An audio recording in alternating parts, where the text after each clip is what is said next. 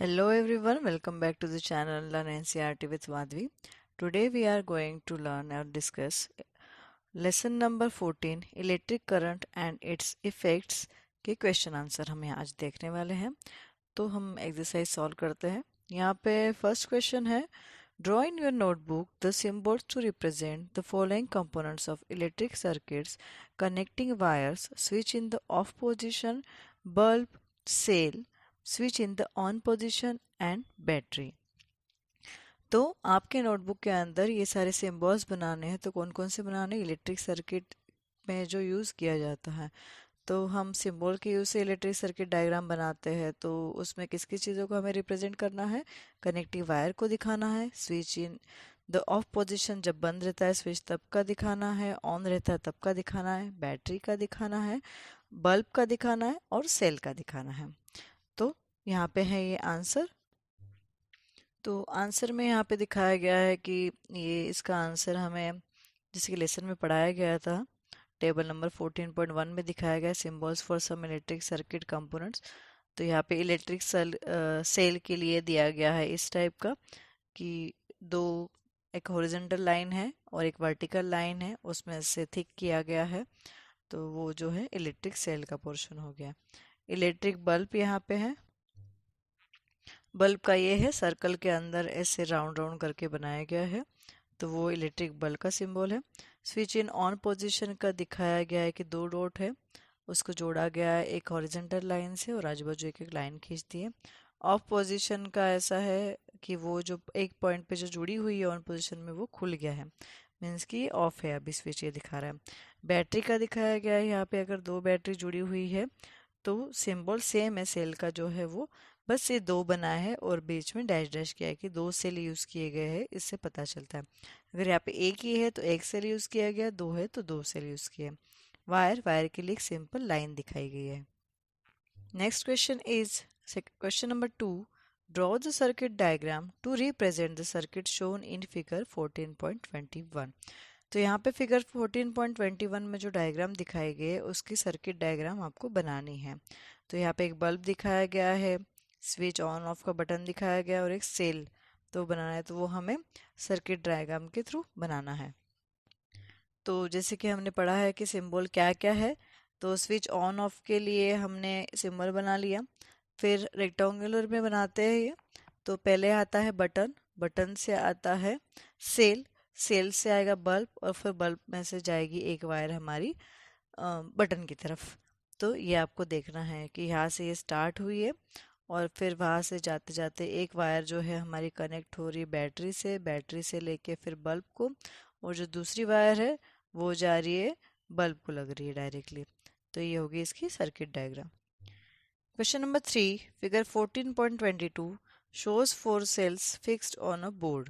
Draw lines to indicate how you will connect their terminals with wires to make a battery of 4 cells. तो figure 14.22 में दिखाए गए चार cell दिखाए गए, एक बोर्ड के ऊपर लगाए गए इन्होंने। तो लाइंस इस तरह से बताइए कि आपको पता चले कि बैटरी कैसे लगानी है, 4 सेल से कैसे कनेक्ट करनी है।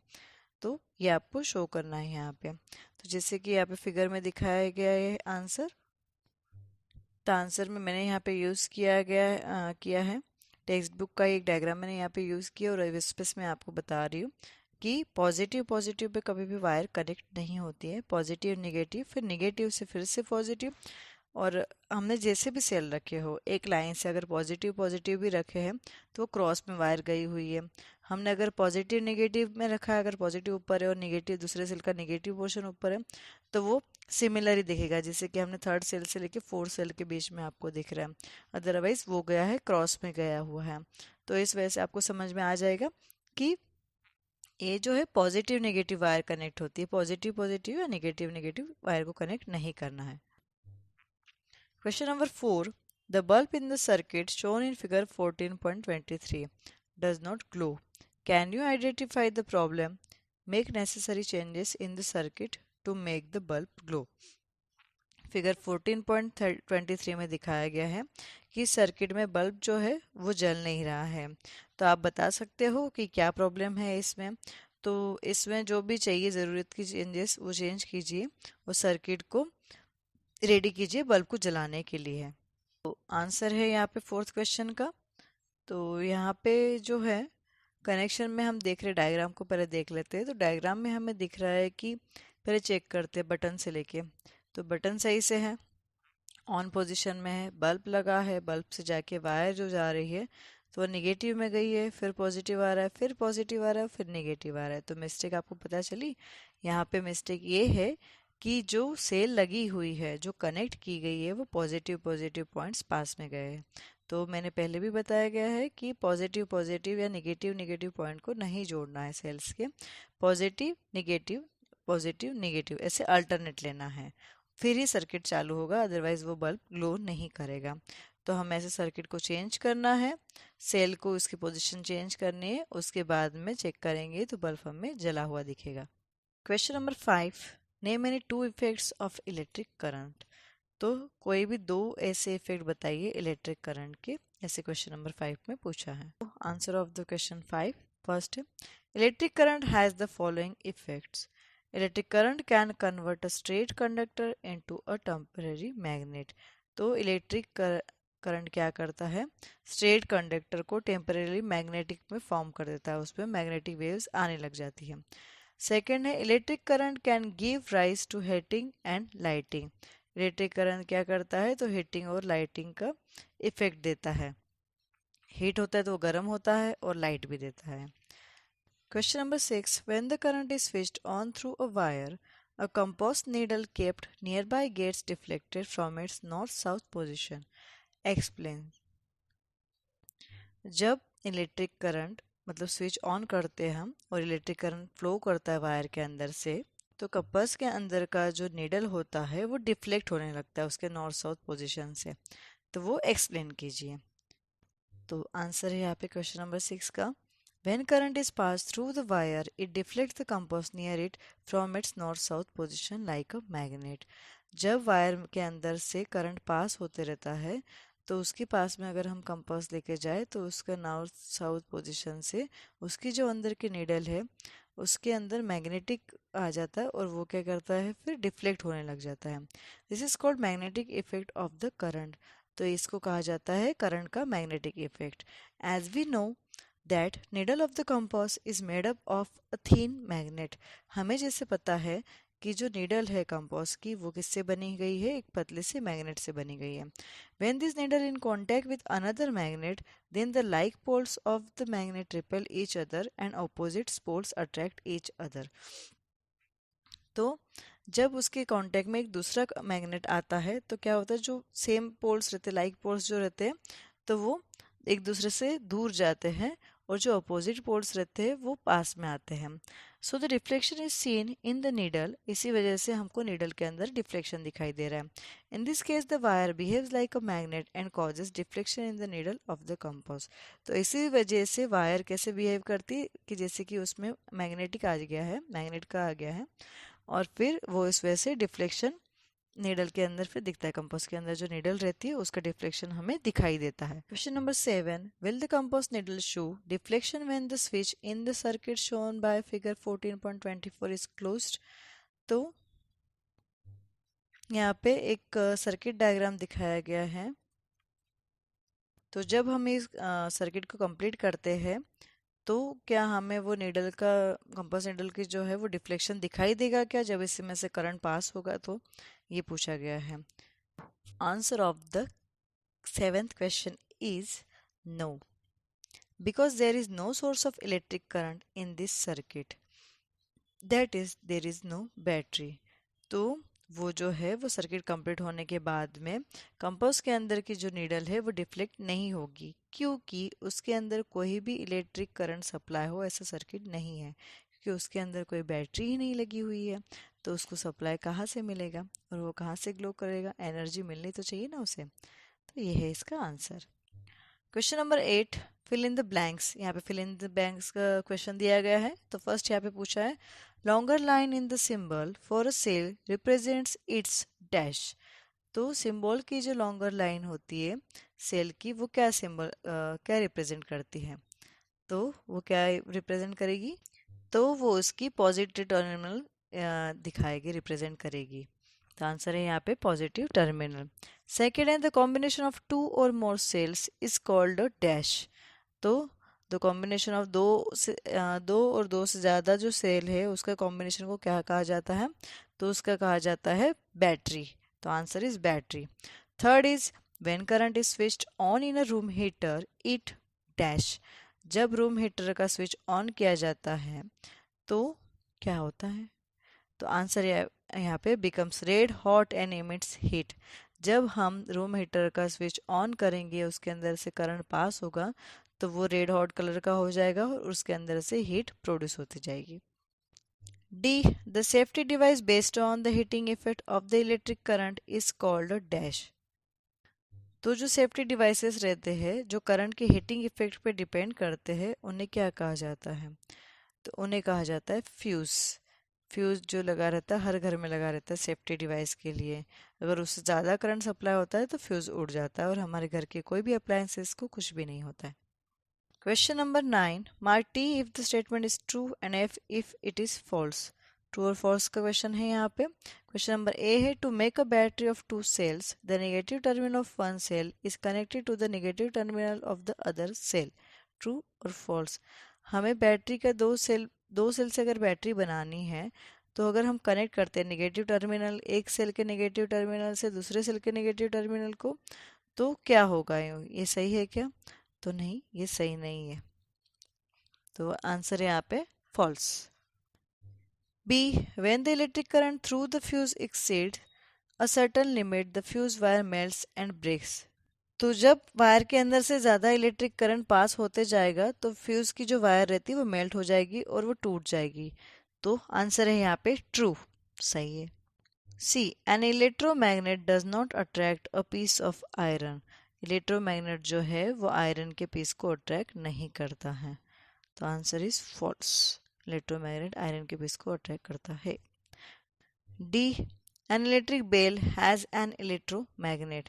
इलेक्ट्रिक बेल को इलेक्ट्रोमैग्नेट रहते हैं। तो आंसर इज ट्रू, उसके अंदर इलेक्ट्रोमैग्नेट रहता है। Question number 10 do you think an electromagnet can be used for separating plastic bags from a garbage heap? Explain. तो क्या आप सोचते हो कि जो भी कचरा रहता है उसके अंदर के जो प्लास्टिक बैग्स रहते हैं वो इलेक्ट्रिक मैग्नेट की हेल्प से निकल सकता है, सेपरेट कर सकते हैं हम? तो एक्सप्लेन कीजिए। So the answer is no, the plastic bags do not get attracted by the magnet. तो नहीं, यहाँ पे प्लास्टिक बैग जो है वो मैग्नेट से अट्रैक्ट नहीं होंगे। So they cannot be separated by an electromagnet. तो वो इलेक्ट्रोमैग्नेट से सेपरेट नहीं होंगे। Plastic bags are not magnetic materials, only magnetic materials like iron can be attracted by the magnet. क्योंकि प्लास्टिक बैग के अंदर कोई भी मैग्नेटिक मटेरियल नहीं रहता है और सिर्फ मैग्नेटिक मटेरियल ही जैसे कि लोहा वो ही सिर्फ अट्रैक्ट होता है मैग्नेट से। An electrician is carrying out some repairs in your house. He wants to replace a fuse by a piece of wire. Would you agree? Give reasons for your response. Electrician को कुछ आपके घर में कुछ repairing दिखी है और इसको लग रहा है कि आपके घर का अंदर का फ्यूज़ जो है वो ख़राब हो गया, तो वो सोच रहा है कि मैं उसे फ्यूज़ को चेंज कर देता हूँ एक वायर जोड़ के। तो आप रेडी होगे क्या चेंज करने के लिए? और रीज़न दीजिए कि फॉर योर रिस्पॉन्स, आपका जो रिस्पॉन्स है उसके लिए रीज़न भी दीजिए। तो no, we would not agree to allow to replace the fuse by a wire. तो हम उसे परमिशन नहीं देंगे क्योंकि हम उसे उसका फ्यूज का वायर चेंज करने की परमिशन नहीं देंगे, रेडी नहीं होंगे। Wires in the fuses are of specific melting points. जो फ्यूज के अंदर वायर यूज की जाती है उनके सबके स्पेसिफिक एक मेल्टिंग पॉइंट्स होता है। So we should always use ISI marked fuses in our houses to prevent short circuit. तो हमें हमेशा से जो फ्यूज़ यूज़ करते हैं हमारे घर में वो हमेशा ISI मार्क वाले ही यूज़ करने चाहिए क्योंकि शॉर्ट सर्किट से बचने के लिए। Question number 12. Zubeda made an electric circuit using a cell holder shown in figure 14.4, a switch and a bulb. तो जुबेदा ने क्या बना है? इलेक्ट्रिक सर्किट बना है सेल होल्डर को यूज़ करके, जैसे कि यहाँ पे 14.4 में दिखा है, a switch and a bulb दोनों ही लगाए हैं। When she put the switch in on position, the bulb did not glow. Help Zubeda in identifying the possible defects in the circuit. तो जब वो स्विच ऑन करती है तो जो है बल्ब जो है वो ग्लो नहीं करता है। तो जुबेदा को हेल्प कीजिए कि इसके अंदर कौन सा डिफेक्ट हुआ है सर्किट डायग्राम के अंदर, और फिर जो भी है वो डिफेक्ट चेंज कीजिए। Answer of the question number 12, it is important to put the cells in right series. The position terminal of the first cell should be connected with negative terminal of the second cell. तो पहले जो है cell की positions है वो check कर लीजिए कि क्या वो सही सीरीज में रखी गई है क्या। जो पॉजिटिव टर्मिनल रहता है सेल का उससे नेगेटिव टर्मिनल ज्वाइन करना है दूसरे सेल का। The switch should be close properly and bulb should not fused, और चेक कीजिए कि कहीं बल्ब फ्यूज तो नहीं है, तो वो चेक कर लीजिए कि अच्छा रहना चाहिए। और जो सर्किट बनाए हैं वो भी अच्छे से बंद हुआ है कि नहीं वो भी चेक कर लीजिए, कुछ लूज कनेक्शन तो नहीं उसमें। If Zubeda will check this then the bulb will certainly glow. तो अगर जुबेदा ये सारी चीज़ें चेक करती है और उसके बाद में स्विच ऑन करेगी तो उसका जो बल्ब है सर्किट डायग्राम का वो ज़रूर ग्लो करेगा। Question number 13, in the circuit shown in figure 14.25, would any of the bulb glow when the switch is in the off position? What will be the order in which the bulb A, B and C will glow when the switch is moved to the on position?